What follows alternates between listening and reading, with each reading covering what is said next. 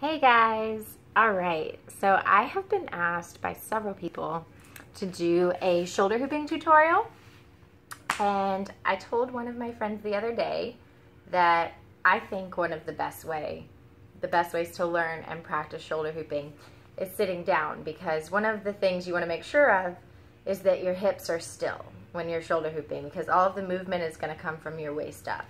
And shoulder hooping isn't really as much about your shoulders as you think it is. It's more about your torso, because you're going to do kind of like this sensual, almost like serpentine kind of movement. And this is the movement that makes shoulder hooping happen, because you're a rectangle and your hoop is a circle. So like if you were spinning something like this on your finger, like this, it's about contact points. See how my finger isn't moving much? And every time I shoulder hoop, people are like, you're barely moving. How are you doing that? And it's because it's just about contact points. Like my finger is barely moving. It's going like this, back and forth. So it's all about contact points. And it's simple in theory, but practicing it and getting it down is a whole different story, because I remember that feeling when I was watching Audrey shoulder hoop and Deanne Love and all these amazing hoopers, and just being like, how are they doing that? They're barely moving. But you can do it. You will get there, I promise. Don't give up, and start sitting down, because you can't really move your hips when you're sitting down.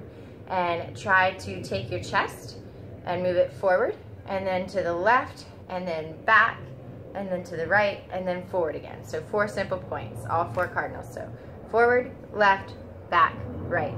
Forward, left, back, right. And if you go the other direction, then forward, right, back, left. Forward, right, back, left.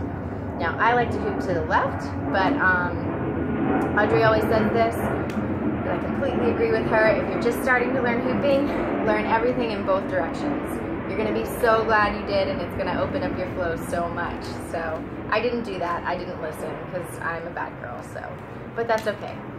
So here, I'll just go ahead and do a demo for you guys of what I like to do. Sitting down is also a good way to practice breaking and reversing. So you're just going to go like this. And this is breaking and reversing. And this will help you get used to feeling the hoop around your shoulders. And it doesn't really matter what kind of hoop you use, but the size matters. So the bigger the better when you're starting out shoulder hooping. I would start with at least a 36-inch, possibly even a 38, because it moves so slow that it allows you time to make mistakes and to adjust them, because that's what shoulder hooping is all about. So contact points. When I'm breaking and reversing, my hand is just going to be like this. And it's going to hit my hand. I'm not even going to grab it. It's just going to hit my hand and bounce back in the other direction. Just like that.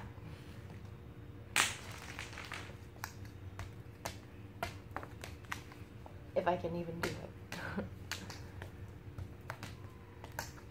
So see how it's hitting my hand sometimes right here, sometimes right here, and it just depends. It's all about feeling it and adjusting, feeling it and adjusting. It's not going to be perfect, but it's whatever works for you. You just got to feel it out. So and I did not want to practice this movement, because it's all blocky and it doesn't make you feel right. But if you can practice it, and if you can just kind of get this movement down, and you can kind of see how when I do that, my shoulders are going up and down, and that's what's creating the movement. So that's what's creating the hoop going in a circle, because you're trying to make your body form to the hoop. So when you're like this, the hoop is going to come across right here. And when you're like this, the hoop is going to cross right here. So don't think of it as much of like this big scary monster you have to conquer. Just think of it as, how can I move my body to catch the hoop and keep it from falling? Because that's really all it is. And then it's a dance, with the hoop. So I'll go ahead and do a demo for you guys.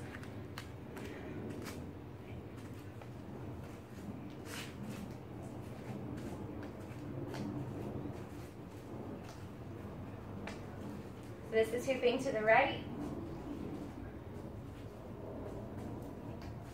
And this is to the left. Whatever current you feel comfortable in, practice it with that first. I tried to practice it standing still first, and it was super hard. Even now, it's super hard for me to do. So spin while you do it.